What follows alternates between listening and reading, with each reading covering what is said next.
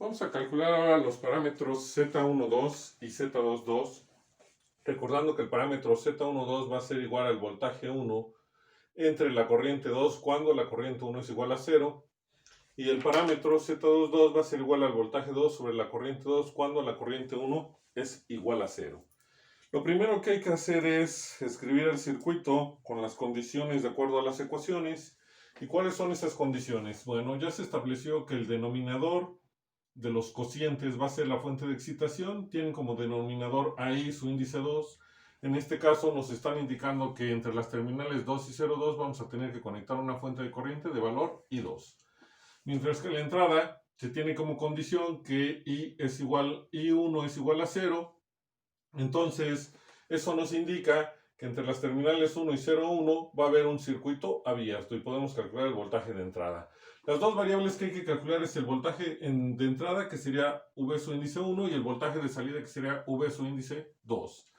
Entonces, ya que tenemos el circuito en donde se conectó a la fuente de corriente, como hay acoplamientos, vamos a usar el método de mallas y podemos establecer que del circuito el voltaje que hay entre la terminal 1 y 0,1 es el voltaje que nos proporciona la impedancia 5, y su voltaje sería igual a Z5 por I5, y esta es la corriente 5. Como estamos trabajando con el método de mallas, entonces habría que ubicar qué corriente de malla pasa por la corriente de la impedancia 5, y para nuestro caso es la corriente de la malla 3, que como lleva en la misma dirección se queda positiva.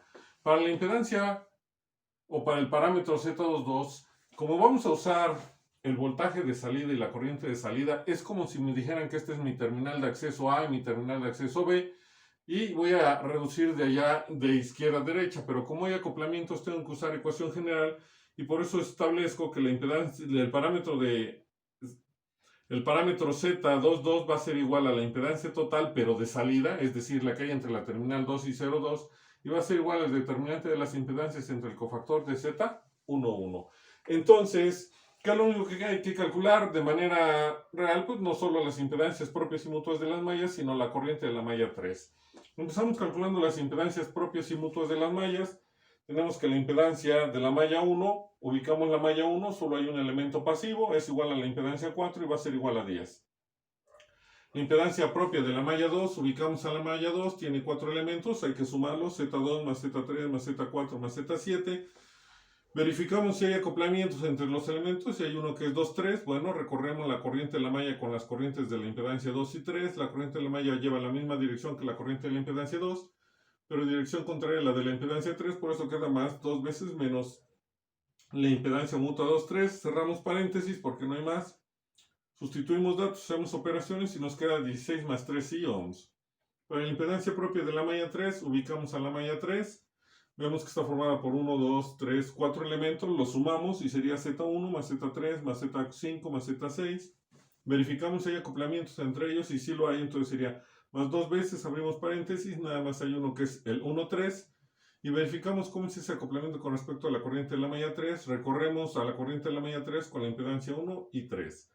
La corriente de la malla 3 lleva la misma dirección que la corriente de la impedancia 3, pero dirección contraria con la corriente de la impedancia 1, por lo tanto queda negativo la impedancia mutua 1, 3, cerramos paréntesis porque ya no hay más, y al sustituir datos y hacer operaciones nos queda 9 más 7i. Seguiríamos con las impedancias mutuas, en este caso la 1, 2, entonces ubicamos mi malla 1, mi malla 2, ¿qué elemento quedó entre mallas? Es Z4, lo recorremos con las corrientes de la malla 1 y 2, la corriente de la malla 1 va hacia abajo en la impedancia 4 y la corriente de la malla 2 va hacia arriba en la impedancia 4. Por lo tanto lo consideramos negativo y al sustituir datos nos queda menos 10 ohms. La impedancia mutua entre la malla 1 y la malla 3, no hay ningún elemento físico conectado entre la malla 1 y la malla 3, tampoco hay acoplamientos, entonces es igual a 0.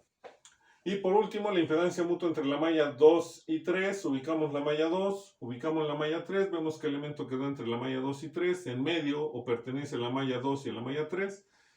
En este caso es Z3, lo recorremos con las corrientes de las mallas. La corriente de la malla 2 va hacia abajo en Z3 y la corriente de la malla 3 va hacia arriba en Z3, por lo tanto lo consideramos negativo.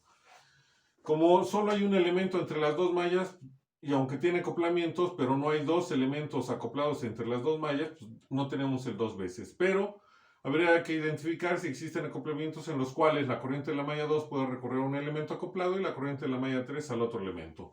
Iniciamos con Z12. La corriente de la malla 2 con respecto a la corriente asignada a la impedancia 2 van en la misma dirección positiva. La corriente de la malla 3 con respecto a la corriente asignada a la impedancia 1 van en direcciones contrarias negativas. Más por menos me da menos la impedancia mutua 1, 2. La 1, 3, la corriente de la malla 2 con respecto a la corriente asignada a la impedancia 3 van en sentidos contrarios negativos. La corriente de la malla 3 con respecto a la corriente asignada a la impedancia 1 van en sentidos contrarios negativos. Menos por menos me queda más la impedancia mutua 1, 3. Y por último la 2, 3, la corriente de la malla 3 con respecto a la corriente asignada a la impedancia 2 van en la misma dirección positiva. Y la corriente de la malla 2 con respecto a la dirección asignada a la impedancia 2 van en la misma dirección positiva. Más por más me da más la impedancia mutua 2, 3. Al sustituir datos y hacer operaciones queda menos 6i y son ohms. Entonces vamos a escribir ahora las ecuaciones de mallas y tenemos que es lo que vale Z11 por la corriente de la malla 1, para nuestro caso es 10, más lo que vale Z12, que en este caso dio menos 10 por la corriente de la malla 2, más lo que vale Z13, que para nuestro caso dio 0, más por la corriente de la malla 3. Y va a ser igual, hay que ubicar si hay fuentes en la malla 1, si lo hay, pero es una fuente de corriente, y como se tiene que igualar a fuentes de voltaje, entonces escribimos voltaje de la fuente de corriente y sería nuestra ecuación 1. Recuerden que esta queda positiva porque la corriente de la malla lleva la misma dirección que la dirección de la fuente, y por ello del lado derecho de mi expresión las fuentes siempre quedan positivas cuando dejemos de esa forma las corrientes de malla. Bueno, continuamos escribiendo la ecuación 2, que sería lo que vale Z21, que es igual a 1, 2 menos 10 por la corriente de la malla 1, más lo que vale Z22, que para nuestro caso es 16 más 3i por la corriente de la malla 2, más lo que nos dio Z23, que en este caso es menos 6i por la corriente de la malla 3.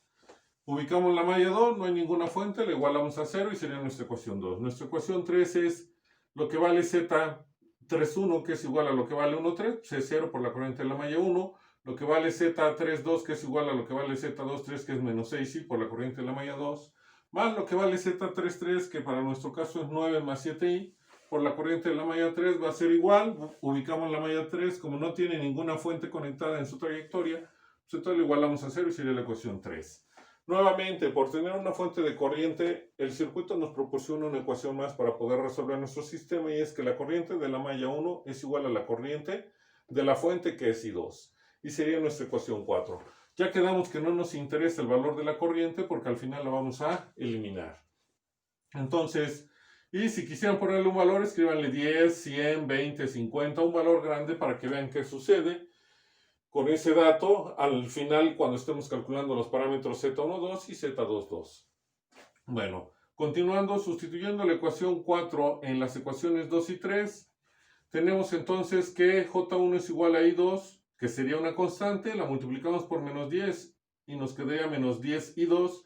Como ya es un término constante, lo pasamos del otro lado de mi expresión, pasa con signo contrario y nos quedaría entonces 16 más 3i por la corriente de la malla 2 menos 6i por la corriente de la malla 3, va a ser igual a 10 por su índice 2.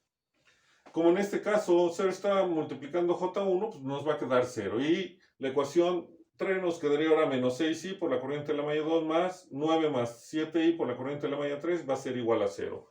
De acuerdo a lo que se estableció anteriormente, únicamente vamos a calcular la corriente de la malla 3, y entonces calculando la corriente de la malla 3 por determinante nos queda que es igual a 0.18698 más 0.21389i, y todo ello multiplicado por I su índice 2 y son amperes. Entonces ya tenemos todo lo necesario para calcular los parámetros Z12 y Z22. Vamos a calcular esos parámetros a continuación.